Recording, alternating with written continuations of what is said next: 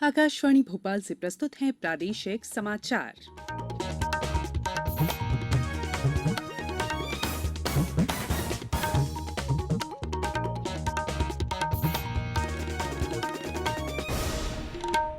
नमस्कार, समाचारों के साथ मैं संयुक्ता बैनर्जी। सबसे पहले इस बुलेटिन के मुख्य समाचार। किसानों को लाभ दिलाने के लिए बुनियादी ढांचा विकसित करने और तकनीकी उपयोग बढ़ाने पर दिया जा रहा है जोर। थोक मूल्यों पर आधारित मुद्रास्फीति की दर कम हुई, वहीं खुदरा मुद्रास्फीति में भी गिरावट आई। केंद्रीय स्वास्थ्य और परिवार कल्याण मंत्री ने राज्यों से केंद्रीय निधि का समय पर उपयोग करने का आग्रह किया। और प्रदेश में भारी वर्षा का दौर हुआ कम, मुख्यमंत्री ने बाढ़ राहत व्यवस्थाओं का लिया जायजा। अब समाचार विस्तार से। केंद्रीय कृषि और किसान कल्याण मंत्री नरेंद्र सिंह तोमर ने कहा है कि सरकार प्रत्येक गांव में आधारभूत ढांचा विकसित करने और कृषि क्षेत्र में प्रौद्योगिकी के उपयोग को बढ़ाने के लिए कार्य कर रही है। उन्होंने कहा कि इससे कृषि क्षेत्र में रोजगार के अवसर बढ़ेंगे और गांव में शिक्षित युवाओं की रुचि बढ़ेगी।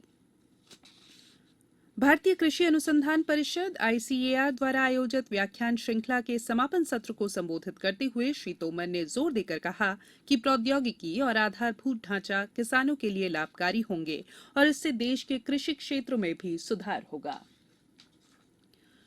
थोक मूल्यों पर आधारित मुद्रास्फीति की दर डब्ल्यूपीआई जून महीने की 15.18% की तुलना में कम होकर जुलाई में 13.93% हो गई।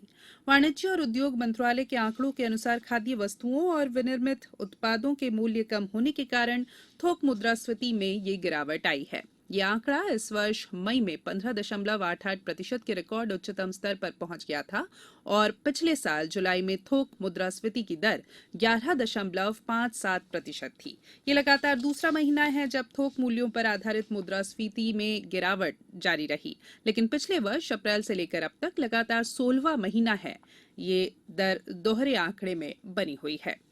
पिछले शुक्रवार को जारी आंकड़ों के अनुसार इस वर्ष जुलाई में खुदरा मूल्य सूचकांक सीपीआई पर आधारित खुदरा मुद्रास्फीति भी जून महीने के 7.01% की तुलना में कम होकर 6.71% दर्ज हुई है। स्वास्थ्य और परिवार कल्याण मंत्री मनसुख मांडविया ने राज्यों और केंद्र शासित प्रदेशों से आग्रह किया है कि वे केंद्रीय निधि का समय पर उपयोग करें ताकि बुनियादी स्तर पर जन केंद्रित स्वास्थ्य सेवाओं के कार्यान्वयन में तेजी लाई जा सके और ब्लॉक स्तर से शुरू होने वाले स्वास्थ्य बुनियादी ढांचे को मजबूत किया जा सके। श्री मांडविया ने कल केंद्र सरकार की प्रमुख योजनाओं के कार्यान्वयन की समीक्षा करने के लिए राज्यों और केंद्र शासित प्रदेशों के स्वास्थ्य मंत्रियों के साथ वर्चुअल बातचीत की। उन्होंने राष्ट्रीय कोविड-19 टीकाकरण अभियान की प्रगति की भी समीक्षा की।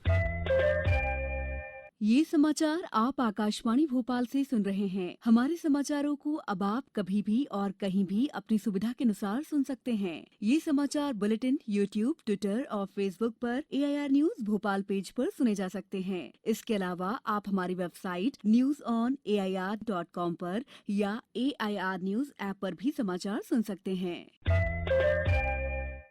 ब्रेक के बाद बुलेटिन में एक बार फिर आप सभी का स्वागत है। अब बात करेंगे मौसम की। प्रदेश में पिछले 3 दिनों से हो रही तेज बारिश का दौर अब थमता नजर आ रहा है। राजधानी भोपाल में बादल तो छाए हुए हैं, लेकिन पिछले 12 घंटों से बारिश नहीं हुई।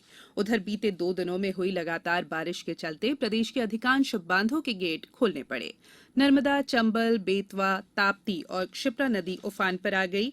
दूसरी ओर मुख्यमंत्री शिवराज सिंह चौहान ने कल नर्मदापुरम के सर्किट हाउस में बाढ़ और बारिश के संबंध में चर्चा की और व्यवस्थाओं का जायजा लिया। मुख्यमंत्री ने कहा कि स्थिति नियंत्रण में है। उन्होंने कहा कि बारिश अधिक होने से बरगी, बारना, तवा, कोलार सहित अन्य सभी बांधों से पानी छोड़ा जा रहा है, जिससे नर्मदा का जलस्तर बढ़ा है। नीचे के भी अन्य बांधों से पानी छोड़ा गया है। उन्होंने कहा कि ये अच्छी बात है कि बारिश अब रुक गई है। उधर मौसम विभाग ने जबलपुर, शहडोल, सागर और भोपाल संभाग में मध्यम से तेज बारिश की संभावना जताई है। मध्य प्रदेश विज्ञान और प्रौद्योगिकी परिषद भोपाल और विज्ञान प्रसार नई दिल्ली द्वारा 22 से 26 अगस्त तक भोपाल के रविंद्र भवन में 12वां राष्ट्रीय विज्ञान फिल्म महोत्सव आयोजित किया जा रहा है। विज्ञान, प्रौद्योगिकी एवं सूक्ष्म, लघु और मध्यम उद्यम मंत्री ओम प्रकाश सकलेचा ने कल भोपाल में फिल्म महोत्सव के पोस्टर और विवरणिका का विमोचन किया। श्री सकलेचा ने कार्यालय में फिल्म महोत्सव से संबंधित पदाधिकारियों से चर्चा भी की। मध्य प्रदेश विज्ञान एवं प्रौद्योगिकी परिषद के महानिदेशक अनिल कोठारी, विज्ञान प्रसार नई दिल्ली के वैज्ञानिक निमिष कपूर सहित अन्य वरिष्ठ अधिकारी इस बैठक में उपस्थित थे। पर्यटन एवं संस्कृति मंत्री उषा ठाकुर ने पर्यटकों को रोमांचक यात्रा का अनुभव देने के लिए भोपाल जबलपुर जनशताब्दी एक्सप्रेस में विस्टाडोम कोच का शुभारंभ किया। पर्यटन और संस्कृति विभाग के प्रमुख सचिव एवं पर्यटन बोर्ड के प्रबंध संचालक शिव शेखर शुक्ला ने बताया कि मध्यप्रदेश पर्यटन बोर्ड और भारतीय रेलवे ने अभिनव पहल करते हुए भोपाल जबलपुर जनशताब्दी में एक विस्टाडोम कोच को शामिल किया है। जनशताब्दी एक्सप्रेस भोपाल के रानी कमलापति रेलवे स्टेशन से शुरू होकर नर्मदापुरम, इटारसी, पिपरिया, गाडरवाड़ा, करेली, नरसिंहपुर, श्रीधाम और मदन महल होकर जबलपुर पहुंचेगी। भीमबेटका, मढ़ई, पचमढ़ी, सतपुड़ा टाइगर रिजर्व, भेड़ाघाट, 64 योगिनी मंदिर और रानी दुर्गावती का किला जैसे पर्यटन स्थल घूमने जाने वाले पर्यटक विस्टाडोम कोच को अपनी यात्रा में शामिल कर अपने रोमांच को और अधिक बढ़ा सकते हैं। ये कोच कांच की बड़ी खिड़की, ग्लास रूफ टॉप, 360 डिग्री घुमावदार और पुशबैक कुर्सियां और स्वचालित स्लाइडिंग दरवाजे जैसे अत्याधुनिक सुविधाओं से लैस है। कोलकाता में कल से शुरू हुए 131वें ड्यूरेंट कप फुटबॉल टूर्नामेंट के आरंभिक मैच में मोहम्मडन स्पोर्टिंग क्लब ने कल शाम पिछले विजेता गोवा एफसी को 3-1 से हरा दिया। कोलकाता के विवेकानंद युवा भारती क्रीड़ांगन में हुए मैच में गोवा एफसी ने पहला गोल किया, लेकिन मोहम्मडन स्पोर्टिंग ने बाद के हाफ में जोरदार प्रदर्शन करते हुए 3 गोल कर दिए। इस जीत से ग्रुप ए में मोहम्मडन स्पोर्टिंग को 3 अंक मिल गए हैं। मुकाबले में 20 टीमों में इंडियन सुपर लीग में खेल चुकी 11 टीमें शामिल हैं। टूर्नामेंट में 5 आई लीग क्लब और बाकी 4 टीमें सशस्त्र बलों की है। इस साल टूर्नामेंट की मेजबानी पश्चिम बंगाल, असम और मणिपुर संयुक्त रूप से कर रहा है। टूर्नामेंट में पहली बार एकल स्थान की जगह मैचों को कई स्थानों पर आयोजित किया जा रहा है। 1888 में शुरू हुआ ड्यूरेंट कप एशिया का सबसे पुराना फुटबॉल टूर्नामेंट है। अब कुछ समाचार संक्षेप में। हर घर तिरंगा वेबसाइट पर अब तिरंगे के साथ 6 करोड़ सेल्फी अपलोड की जा चुकी है। भारत बायोटेक ने इंट्रानेजल कोविड वैक्सीन के तीसरे चरण के परीक्षणों और बूस्टर डोज के लिए नैदानिक विकास का कार्य पूरा कर लिया है। खंडवा जिले में इंदिरा सागर बांध से पानी छोड़ा जा रहा है, वहीं ओमकारेश्वर बांध के 18 गेट भी खोल दिए गए हैं।